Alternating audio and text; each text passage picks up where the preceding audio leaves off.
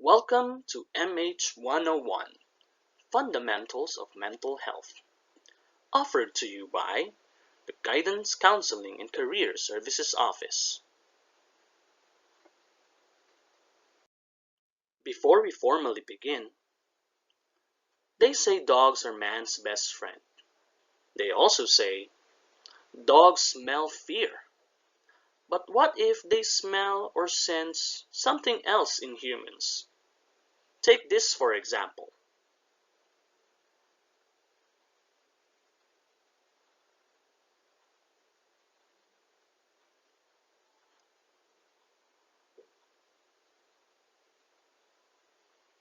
So I want you to take a good look at this comic strip and think about what this picture implies. Keep the thought in mind as you go along this presentation. To formally begin, let's start with a short quiz. Grab a pen and paper and be ready to answer the following questions. Don't worry, it's very easy and these are not graded. Let's begin.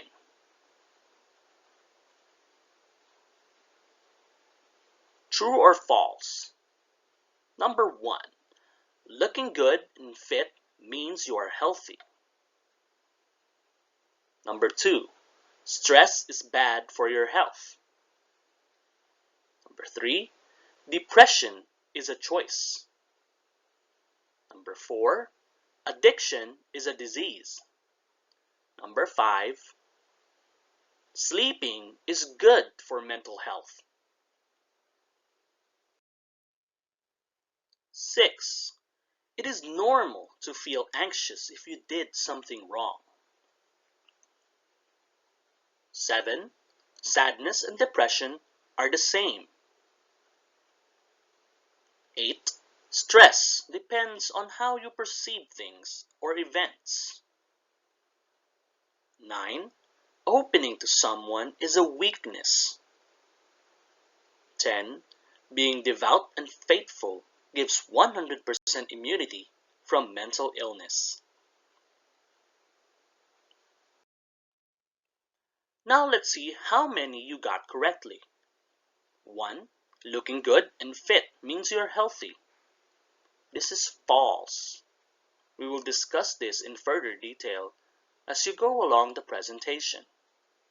Number 2. Stress is bad for your health. The answer is also false. Too much stress is bad for your health. We will go into further detail on this on the succeeding modules. Number 3. Depression is a choice. That is also false. Depression is a mental illness. Again, we will discuss this and elaborate on depression on the succeeding modules. Number 4. Addiction is a disease. This is true. This is considered a mental illness. Number 5. Sleeping is good for mental health. That is also true. Number 6. It is normal to feel anxious if you did something wrong. That is true. Along with happiness, fear, anger, anxiety, or feeling anxious is also an emotion. It's perfectly normal to feel this way, especially if you did something wrong. Number 7. Sadness and depression are the same. Although they are interchangeably used in language, sadness and depression is actually different from one another. We will elaborate on this on the succeeding modules. Number 8. Positive or negative stress depends on how you perceive things or events. That is true. How you interpret, how you see things, how you make sense of events will dictate whether it becomes positive or negative stress. Number 9. Opening to someone is a weakness. Although this is a popularly held belief, especially among the male population, this is actually a wrong mentality to follow. We will discuss this further in the presentation. Number 10. Being devout and faithful gives 100% immunity from mental illness. That is false. You can be devout and faithful but still develop a mental illness. It does not discriminate. It does not choose who would get mental illness. Everyone is susceptible. Thank you for participating in the quiz. Moving forward, I would like to ask you, what is health? Have you ever heard of the saying, there's no health without mental health? But how can that be? I'm physically well. I'm not feeling any sickness within me. Well, according to the World Health Organization, health means a state of complete physical, mental, and social well-being, and not merely the absence of disease or infirmity. Well, as the definition gives out, there really is no health without mental health because you're missing out on one important aspect. You can be physically healthy and you are good in social well-being, but your thoughts are running wild, you're thinking negatively all the time, then that may be a sign of poor mental health. Okay? To further explore the importance of mental health, let's see the next video.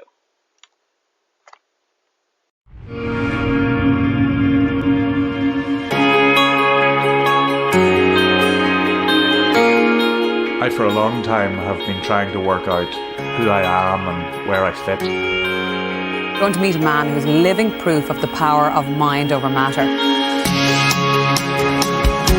Do you like that? You're aiming to be the first blind person to get to the South Pole. He was the essence of happiness. There's this guy who can't see and he's just in love with the world. It's my 10th anniversary of going blind. Going to the South Pole really marked the journey that I'd been on from zero confidence to being able to deal with it and move on. You got to do these things in life because you never know what will happen.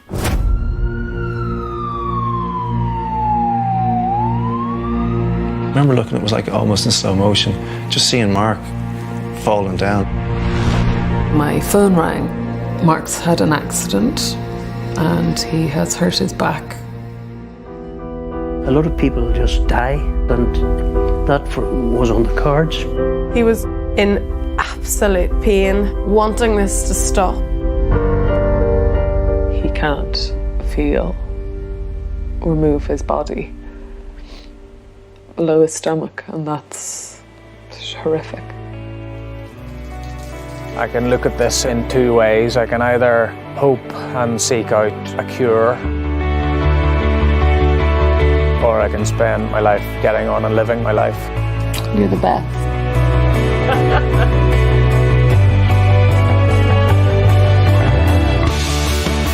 He's realised the voice that he has and his ability to move people.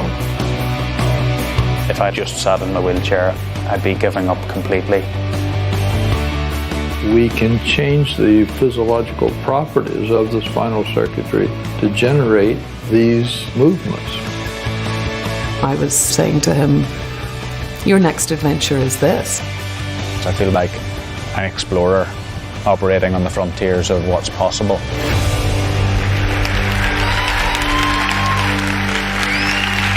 Thank you.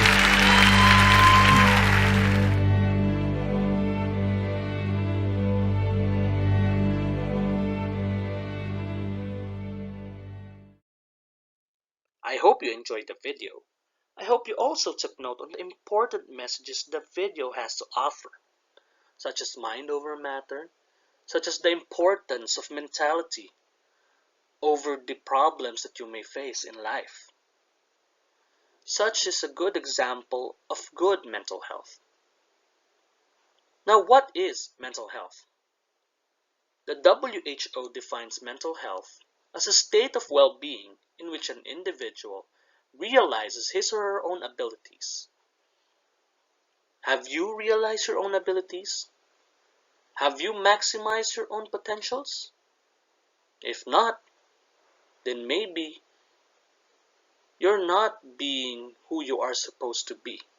And this may become a problem or a mental health issue in the long run. Number 2, can you cope with the normal stresses of life? Or are you the type of person when a problem suddenly pops up and then you can't manage and you can't adjust to the problem and everything just blows up and becomes a really big issue for you?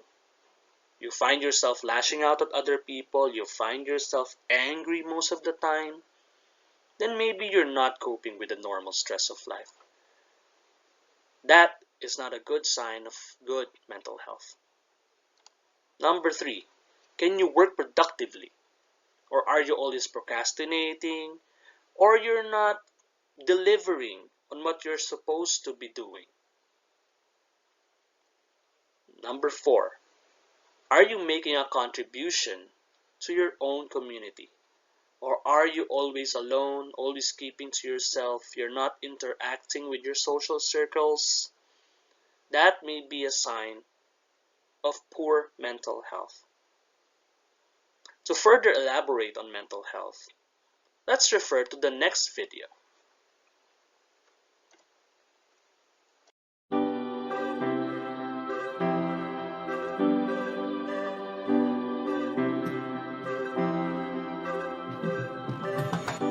You can't tell how someone feels just by looking at them or what they share online.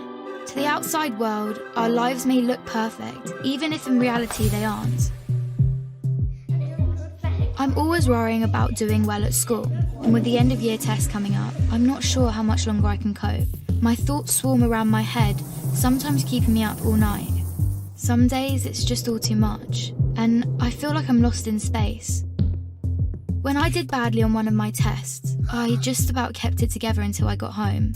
Then I broke down crying in front of my mum. She listened for a bit, and then she told me that, just like physical health, we all have mental health.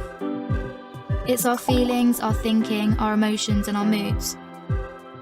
She then said that feeling down, angry, and stressed is a normal part of life, just like it's normal to feel happy, confident, and carefree sometimes.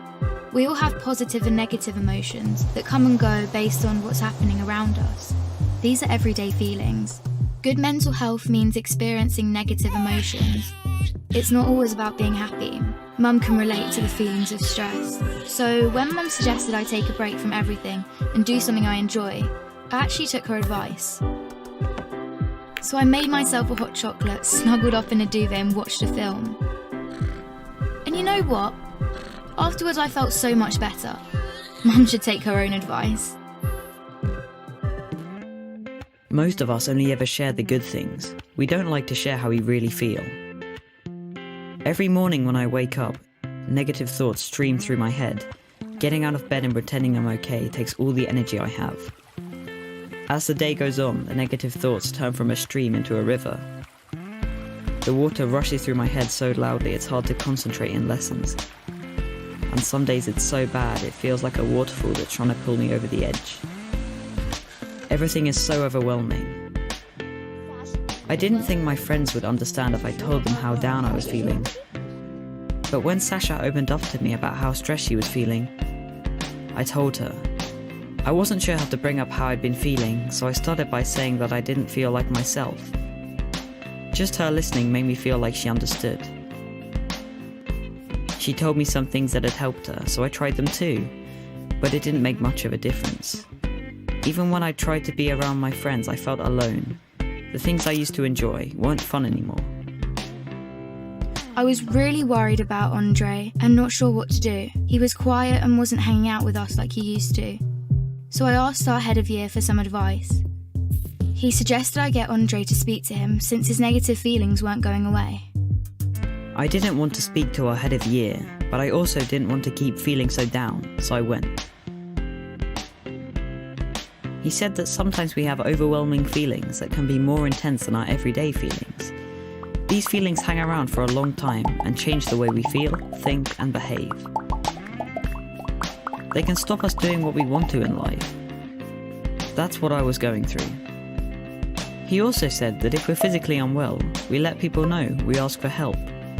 It should be no different with mental health. Sometimes our overwhelming feelings are brought on because of things in our life. Sometimes they happen for no reason at all. After hearing this, I felt much less alone and it felt good to talk. Scientists have found exercise can help when you're feeling low, so our head of year encouraged me to sign up to the school football club, which Sasha was already in. I still have days when the river is there, but now I'm beginning to understand my mental health. I'm learning how to cope. Our head of year reminded me that my friends, family, teachers and lots of others at school are there to help just as much as he is. I had no idea the people around me could be so understanding. And while it's not always easy to talk about my mental health, the person I'm talking to might be able to help. If you don't feel like talking, that's fine. You could try writing, sports, reading, art, music, playing with your pet, whatever makes you feel better. If you're the person someone talks to when they're struggling, just listen with no pressure or judgment. You don't have to have the answer. If you feel unsure about anything, you can speak to a trusted adult. Talking about mental health doesn't have to be difficult. After all, it's something we all have.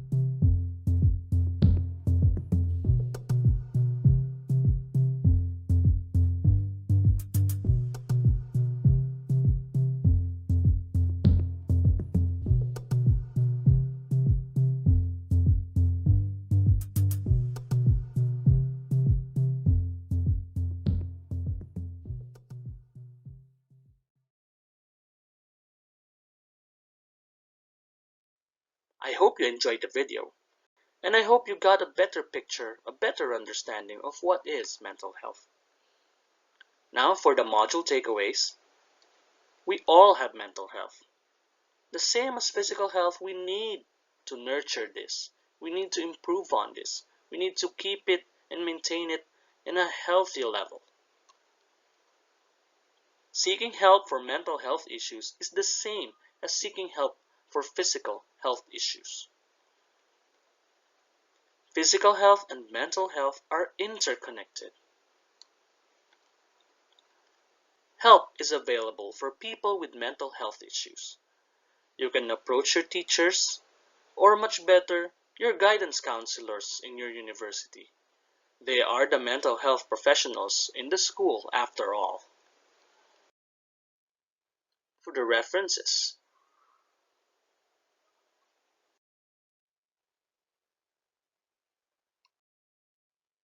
end of Module 1.